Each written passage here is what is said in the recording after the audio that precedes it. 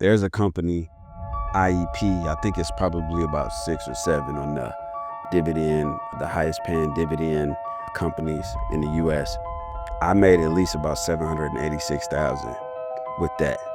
And it's the best kept secret because people don't talk about it. You know what I'm saying?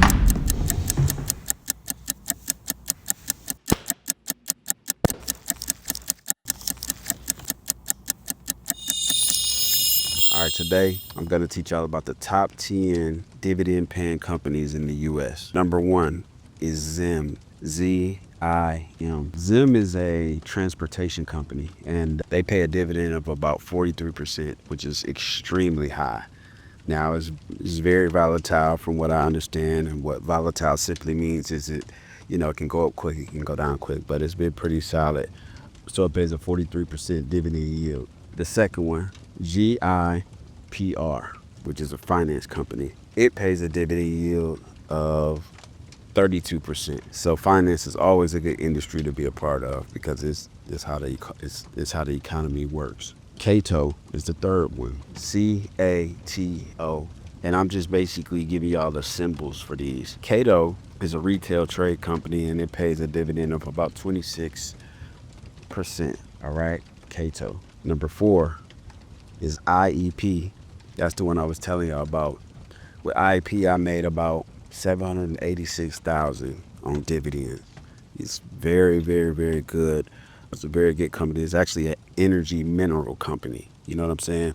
It's not a sexy company. A lot of times people want to invest in companies that's, got the name like the Coca-Colas, which does pay a pretty decent, dividend yield. But this company, dealing with energy minerals, man, it's amazing. So that's number 4.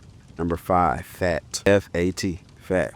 That pays a dividend of 22%. And FAT is a consumer services company. You get what I'm saying? Number 6, M as in Michael, N as in Nancy, R as in Reggie. MNR, they pay 21%. And NMR is also an energy mineral company. Number 7, BOC. BOC it's like a miscellaneous type of company, and it pays about 20% dividends. Really good company. It's just kind of all around. Number 8 is OX, S as in Sam, Q. Pays 18%. And it's also a miscellaneous company, which means they got their hand in a little bit of everything. Could be like a shell corporation and stuff like that. I'm gonna teach you guys more about shell corporations later. And then number 10 is BGS.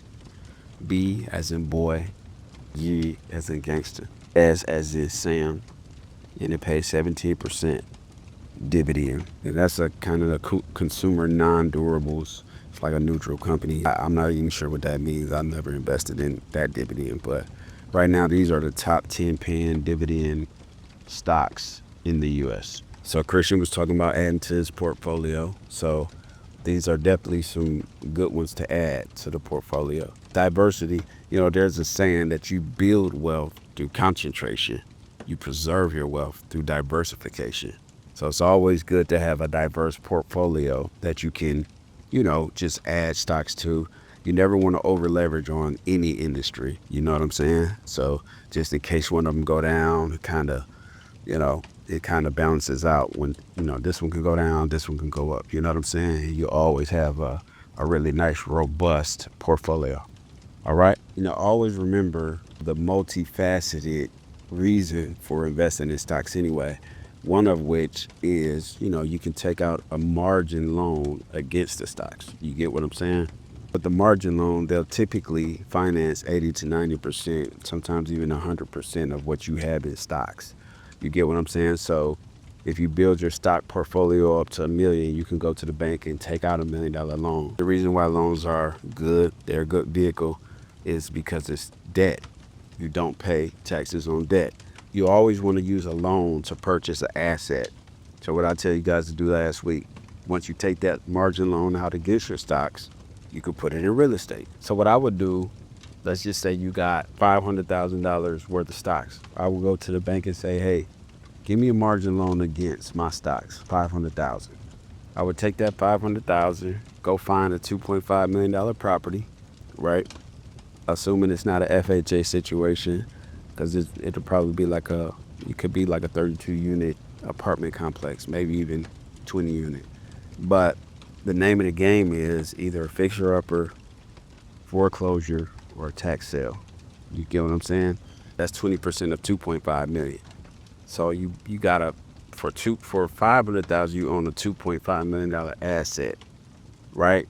So you take that, assuming it has some equity in it already, or you need to add some equity by doing renovations or something. What you can do is soon as you put the equity in it, you can take out the refinance loan on that property, which they typically give you 70, 80%. So 2.5 million, you could walk out of there with 1.8 million. You see what I'm saying? You pay that loan back from that margin loan back, for your stocks, against your stocks or whatever, and then you have 1.3 million left. You see, and that's the gain. And then you go buy a bigger property. And so that's how a lot of guys get so rich with the real estate game, because they just rinse and repeat the same cycle over and over and over again. You get what I'm saying? So those high paying dividend stocks is very, very, very important because it's cash flow. Where a lot of stocks you pay into, they don't pay you dividends. You see what I'm saying? But the 10 that I gave y'all, they pay really good dividends. And always remember, the reason I'm giving y'all this game, and all of the viewers watching, is because the goal is to be financially free. The more we have, the more we generate, the more we can give. It's not about being flashy or anything like that, but with money, you have access to the best doctors, you have access to the best food, you have access to the best hotels, whatever. You can bless people tremendously. So, like I always tell you guys, always remember the purpose of financial freedom. You know what I'm saying? And we're a blessed family, and we are blessed to be a blessing. You understand? So always remember that. All right.